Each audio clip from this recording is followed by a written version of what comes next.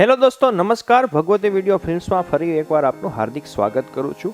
તો આજના વિડીયોમાં આપણે ગળધરા ખોડિયાર માતાજીનું જે મંદિર આવેલું છે ત્યાંના પૌરાણિક ઇતિહાસ વિશે આપણે વાત કરીશું. તો શું છે આ ઇતિહાસ, કેટલા વર્ષ જૂનો છે અને કઈ રીતે માતાજીનું અહીંયા સ્થાન આવેલું છે, કઈ રીતે અહીંયા માતાજી આવ્યા, કઈ રીતે પ્રગટ થયા, શું પણ ઇતિહાસ છે, સંપૂર્ણ માહિતી આપણે આ વિડીયોમાં મળી જશે. તો આ શ્રી ખોડિયાર માતાજીનું મંદિર અમરેલી જિલ્લાના ધારી તાલુકામાં આવેલું છે. ધારીથી આશરે લગભગ 7 કિલોમીટર દૂર આવેલું છે. આ શ્રી ગળધરા ખોડિયાર માતાજીનું મંદિર સંવંત 400 વર્ષ પૂર્વે પ્રાચીન મંદિર આવેલું છે. આ પ્રસિદ્ધ મંદિર પ્રવાસ માટે ખૂબ જ જાણીતું છે. અહીંયા લોકો દૂર દૂરથી માતાજીના દર્શનાર્થે આવે છે. શું પ્રાચીન કથા છે? તો અમરેલી ધારી નજીક આવેલું ગળધરા ખોડિયાર માતાજીનું મંદિર આશરે 1600 વર્ષ જૂનું પૌરાણિક મંદિર છે, જ્યાં શ્રદ્ધાળુઓનું આસ્થાનું કેન્દ્ર છે. માં ખોડિયાર ગળધરાનું મંદિર ધારીથી 7 કિલોમીટર દૂર શેત્રુંજી નદીના કિનારે આવેલું છે. ખોડિયાર માતાજીના ભક્તો દેશ વિદેશથી આવે છે. જ્યાં શેત્રુંજી નદીનો ઊંડો પ્રવાહનો પાણીનો ધાર વહે છે. પહાડોની વચ્ચે રાયણનું વૃક્ષ નીચે ખોડિયાર માતાજીની જીવંત દેખાતી મૂર્તિ બિરાજમાન. તો મિત્રો, હજી આનાથી પણ વિશેષ આપણે માહિતી ત્યાંના મહંત પાસેથી લઈશું. તો પહેલા મંદિરના પરિસરમાં જઈએ, મંદિર માતાજીના દર્શન કરીએ. વિડીયોમાં બન્યા રહેજો મિત્રો. તો ચેનલમાં નવા છો તો ચેનલને લાઈક કરજો, શેર કરજો. આ વિડીયો વધુમાં વધુ લોકો સુધી પહોંચાડવાનો સહભાગી બનજો, જેથી કરીને માતાજીના સંપૂર્ણ ઇતિહાસ આપ પણ સહભાગી બની શકો છો. જય માતાજી, જય ખોડિયારમાં.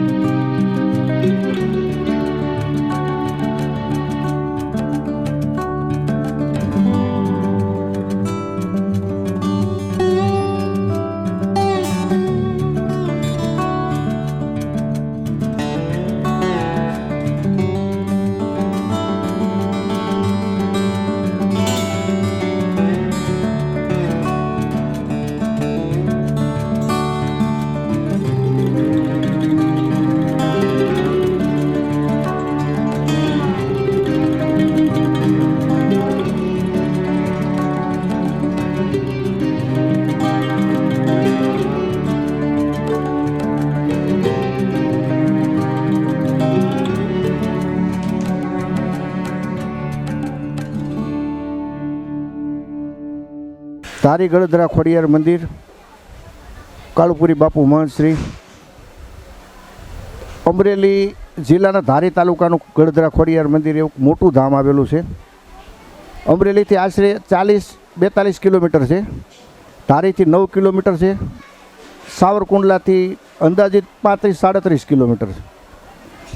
અને ફરવાલાયક માતાજીનું એવું પ્રગટીય સ્થાન છે.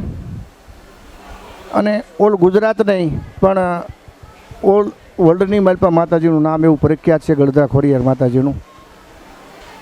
અને માતાજીના ઇતિહાસ વિશે વાત કરીએ તો માતાજીનું જન્મસ્થાન ગણીએ તો વલભીપુર પાસેનું રોહિશાળા, જૂનું એનું નામ રોહિકા. રોહિશાળા માતાજી હાથે બેનું સમાધિ લીધેલી જીવતા, અને ત્યાંથી માતાજી સતી સ્વરૂપમાં આવીને પ્રગટ થયા.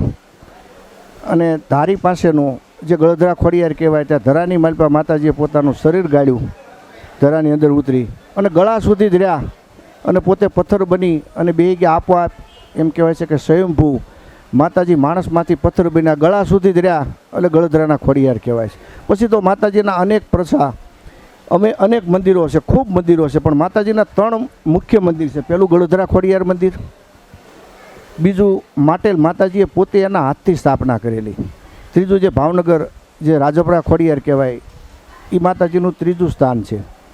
તો ત્યાં દરબારને અખૂટ વિશ્વાસ અને શ્રદ્ધા હતી, તો એમના હાથથી માતાજી છેલ્લે ત્યાં પોતે સમાઈ ગયા. માતાજીના 3 મુખ્ય મંદિર છે. પછી તો અહીંયા દર્શન કરવા લાયક રા નવગણ જે લઈ આવેલા સિંધમાંથી, જે એના દેવસ્થાના જે જ્યારે જાહલની વારે ગયા હતા ત્યારે એ સિંધના સિકોતર છે, ભૂતડા દાદા છે અને પઠાપીર આ નવગણ લઈ આવેલા. પછી માતાજીના બેન એક આવડ માતાજીનું નામ છે, પણ માતાજીથી ક્રોધાયમાન થઈ અને રિહાઈને બેઠા આથમણે મોઢે જુનાગઢ બાજુ, એટલે એને રાંગળીમાં તરીકે ઓળખાય છે. બાકી તો અનેક મંદિરો છે, પણ અહીંયા બધી સુવિધા છે, રોકાવા માટેની પણ સુવિધા છે. પણ એક ખાસ કે જંગલ વિસ્તાર છે તો સાવચેતીથી થોડુંક રહેવું પડે છે. બાકી અહીં ભોજનાલય પણ સારું હાલે છે, અન્નક્ષેત્ર ચાલુ છે, અને અનેક યાત્રાળુઓ માતાજીના દર્શન કરે છે અને એમના વિશ્વાસથી માતાજી બધું પરિપૂર્ણ કામ કરે છે. જય માતાજી, જય ખોડિયાર. બાપુ વિશેષ માતાજી અહીંયા તો હાજરા હજુર બિરાજમાન છે, હાજરા હજુર છે. અનેકની શ્રદ્ધાઓ, અનેકની મનોકામના પૂર્ણ કરે. એમાંની એકાદ બે વાત એવો પરચો માતાજીને અમારા દર્શક મિત્રોને જણાવશો તો? માતાજીનું એમ કહેવાય છે કે આપણે જે 80ની સાલમાં જ્યારે હું તમને કોઈ હોનારત થયેલું 80-82માં, ત્યારે પરચાની વાત કરીએ તો સોનાની નથવાળી મગર પણ હતી, એ અમે પણ જોયેલી છે. પણ 80ના એક વાવાઝોડા પછીની જે નથવાળી મગર હતી એના દર્શન નથી થયા. તે પછી આ માતાજીના પરચા એવા છે કે ભાઈ હવે નથી એવું કંઈ દેખાતું યુગ પ્રમાણમાં, પણ માતાજી સવારમાં વહેલા અમારાથી આરતી ન થઈ હોય તો ઓટોમેટિક પણ આરતી અહીં ચાલુ થયેલી છે.